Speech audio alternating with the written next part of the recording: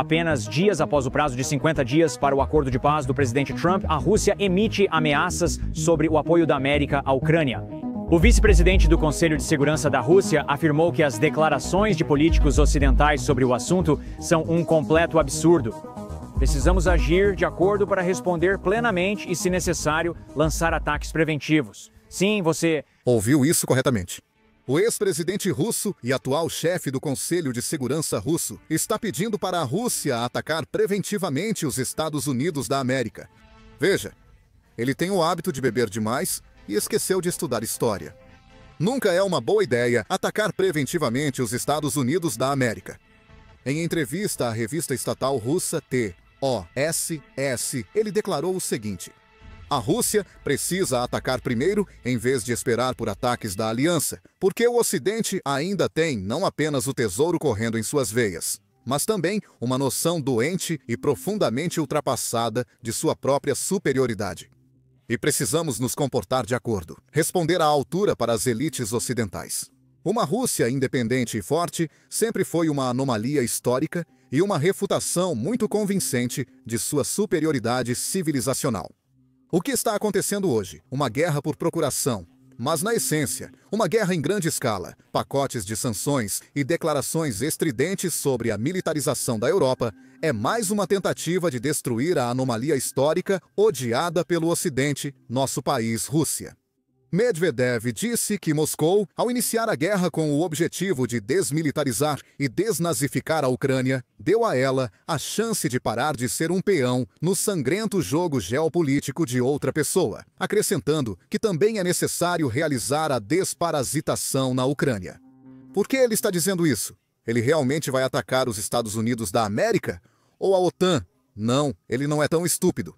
Isso não é nada além do bom e velho barulho de sabres russo. Eles fazem isso toda vez que o Ocidente aumenta seu apoio à Ucrânia e estão fazendo isso novamente. E é a mesma retórica antiga que eles sempre usaram. Vamos escalar ainda mais essa guerra. Mas, na realidade, o exército russo não tem força para escalar essa guerra além de usar armas nucleares.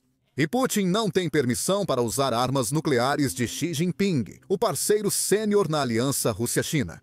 Isso é algo que discutimos recentemente com o general Ben Hodges em nossa última entrevista. Vamos ouvir esse trecho. Mas primeiro, não se esqueça de curtir e se inscrever abaixo. Quando cobrimos vídeos russos, os bots russos costumam descurtir nossos vídeos para prejudicar seu alcance no algoritmo. Suas curtidas e inscrições nos ajudam muito. Agora, vamos ao clipe. Sobre o prazo, não sei se viu este relatório de 10 dias atrás. Axios informou que o presidente Trump e Putin tiveram uma ligação. Nessa ligação, Putin disse que vai partir para outra ofensiva, intensificar a guerra para tentar ganhar mais terreno. Eles podem intensificar a guerra, mas sem o uso de armas nucleares? Duvido muito que a Rússia tenha alguma capacidade guardada, enquanto perderam mais de 1 milhão de pessoas em baixas. Sim, estou com você nisso. Eu não sei o que mais eles podem fazer para intensificar, sabe, o esforço de guerra. Eles só podem continuar matando pessoas inocentes com seus ataques de drones e ataques de mísseis nas cidades ucranianas. A grande frota do Mar Negro, que tem um nome realmente legal, nem mesmo está em cena no momento. A Força Aérea Russa não se atreve a voar no espaço aéreo ucraniano. Eles ainda não conseguiram interceptar equipamentos e munições vindos da Polônia para a Ucrânia, né, o que é uma falha incrível da Força Aérea. Eu não vejo nada, nenhuma maneira de eles conseguirem dominar de maneira significativa os defensores ucranianos. Acho que vamos continuar vendo essa atrito, esse empurrar, mas por algo minúsculo, quero dizer, milhares de pessoas estão sendo mortas por quase nada em termos de ganho territorial. Agora será interessante observar à medida que mais tropas norte-coreanas chegam. Eles estão em tal número e são empregados de uma maneira que começam a fazer diferença no campo de batalha. Sabe, ainda estamos falando sobre pessoas que estão a pé ou andando de carrinhos de golfe e motocicletas e coisas do tipo. Então não é como uma grande formação blindada que vai romper, penetrar, ir até o rio de Dnipro e depois continuar até Kiev ou cercar Kherson. esses tipos de coisas. Eu não estou vendo nenhum tipo dessa capacidade. E não há dúvida de que os russos se tornaram muito bons em usar diferentes tipos de drones. Meus amigos ucranianos me dizem que eles realmente odeiam as bombas planadoras. Essas coisas são devastadoras. Mas nada disso é decisivo. É terrível se a sua casa ou a sua cidade está sendo atingida.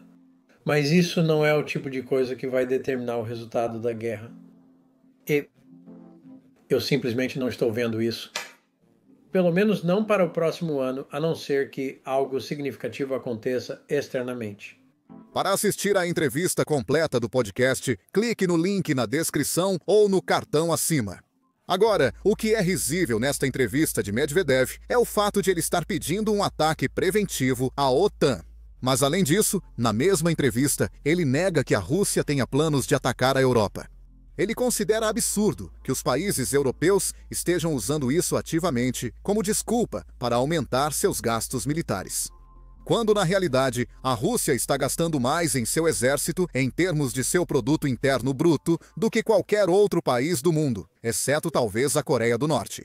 Eles estão gastando quase 9%, e esse gasto tem sido tão ruim para a economia russa que até os jornais controlados pelo Estado na Rússia agora estão criticando e pedindo que os oficiais façam algo para consertar a economia e a inflação. Aqui está o relatório sobre isso. Novamente, várias notícias económicas nos jornais russos hoje. A principal manchete no Nezavissim Gazeta. Para pagar as contas de serviços públicos, alguns russos estão se endividando. Desde 1º de julho, as tarifas de serviços públicos subiram em média 12%. Sociólogos e analistas financeiros notam uma crescente preocupação pública com o aumento nas contas de serviços públicos. De acordo com uma pesquisa da Fundação de Opinião Pública, na primeira semana de julho, o número de russos reclamando de um aumento notável em suas contas comunitárias e de serviços públicos aumentou em 1/3. Além disso, os preços do pão sobem enquanto os do trigo caem. O aumento nos preços do pão no varejo está superando a inflação do consumidor. A inflação anual chegou a 9,45% na última semana. Os preços do pão subiram de 15% a 17% em termos anuais. Segundo a União de Grãos da Rússia, na primeira quinzena de junho, as exportações de trigo russo despencaram para 565 mil toneladas, uma queda de quase 5 vezes em relação aos 2,7 milhões de toneladas no mesmo período do ano anterior. A União de Grãos espera a mesma tendência em julho. Antes de mergulharmos, vamos falar sobre um grande desafio em entender as notícias internacionais. Perspectiva. Um único artigo pode não refletir o que está acontecendo no local, e os jornalistas podem não ser especialistas na região.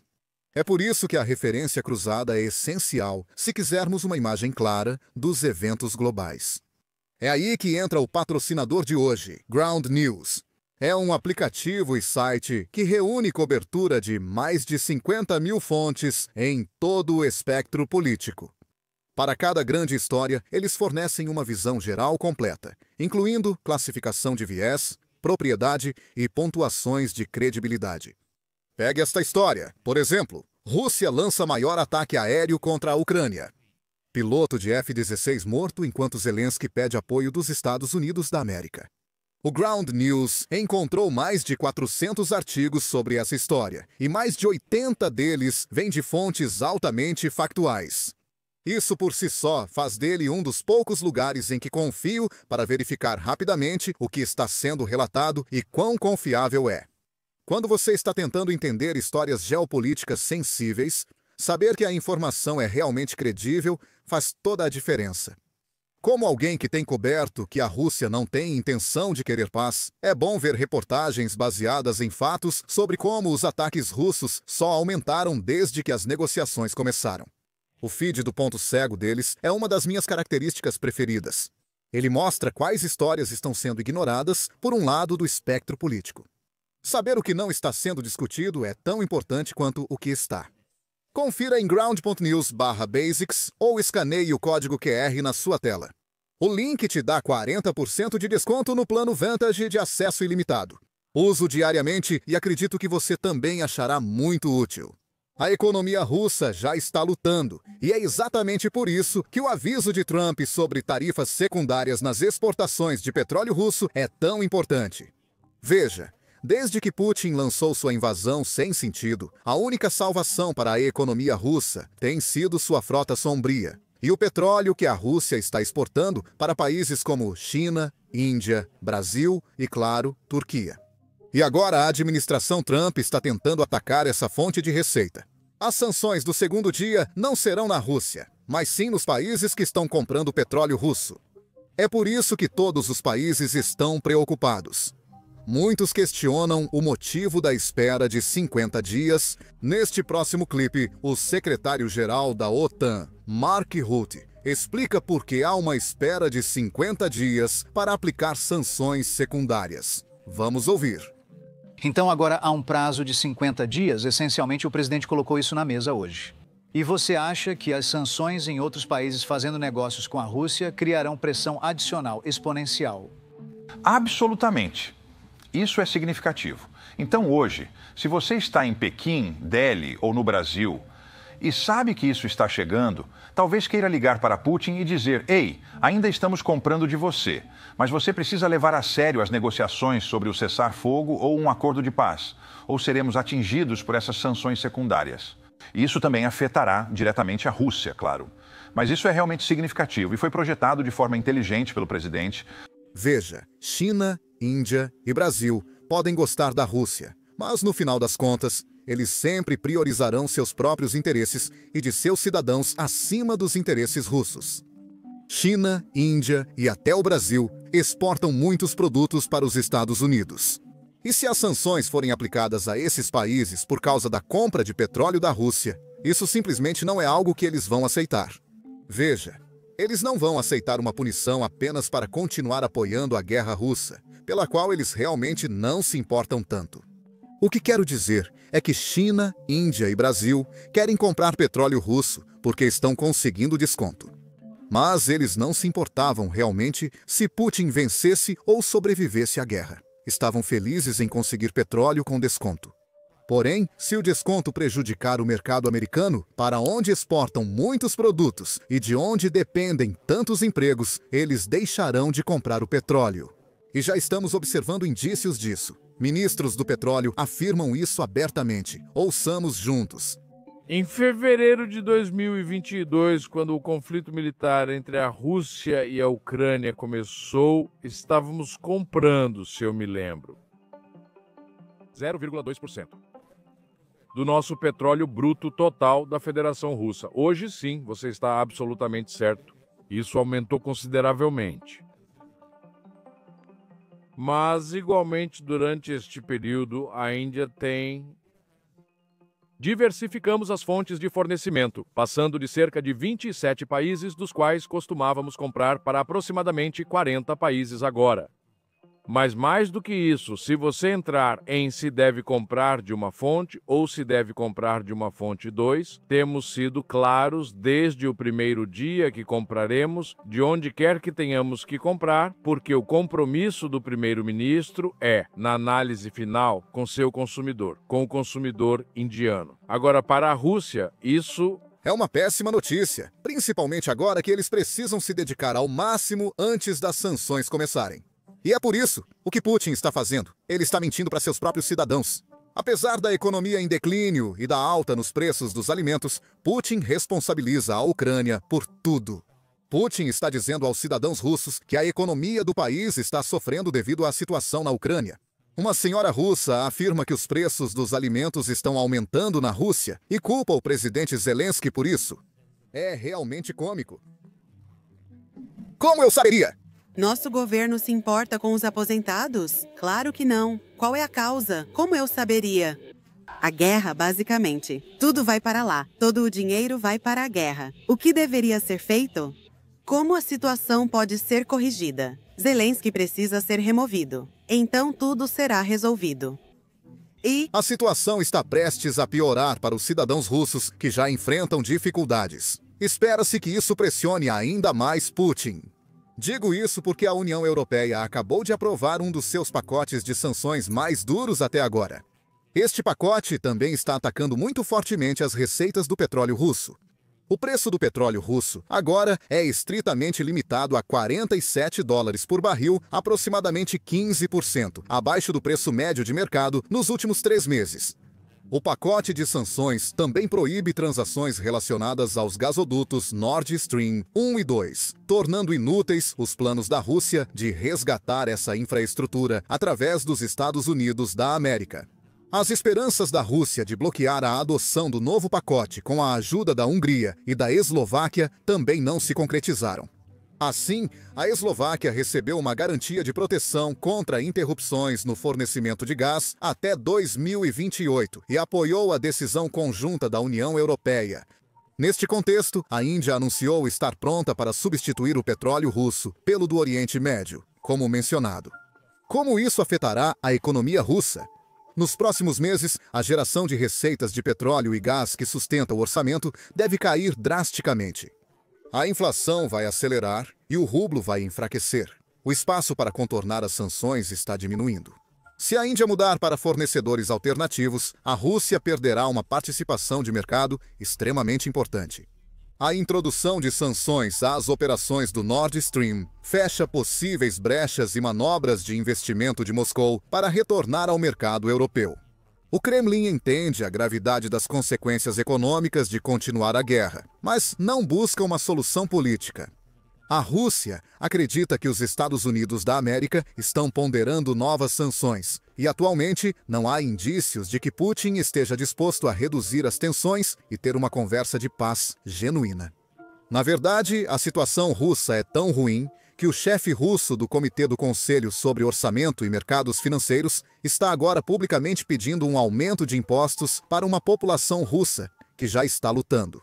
Ele está fazendo isso para preencher a lacuna no orçamento russo causada pela queda nas receitas de petróleo e gás e pela piora da economia. O velho hábito russo de simplesmente aumentar os impostos sobre os pobres, como o czar fez, Putin vai fazer a mesma coisa. Aqui está a declaração do chefe do Conselho Orçamentário Russo.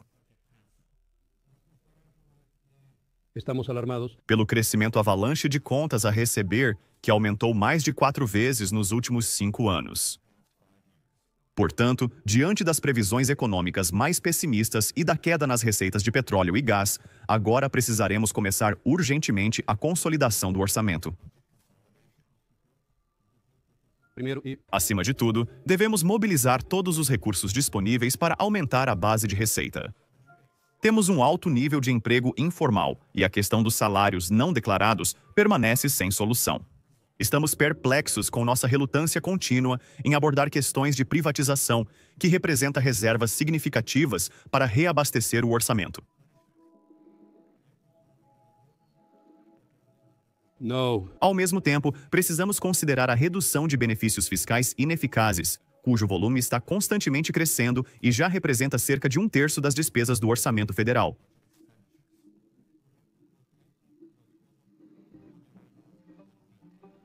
Quais fontes claras de otimização de despesas nós vemos?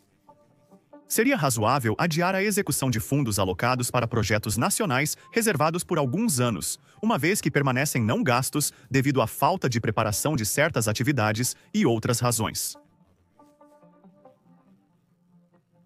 Não. Ao mesmo tempo, devemos considerar todos os itens de orçamento protegidos. Por exemplo, não podemos cortar gastos com defesa nacional e, ao contrário, provavelmente teremos que aumentá-lo.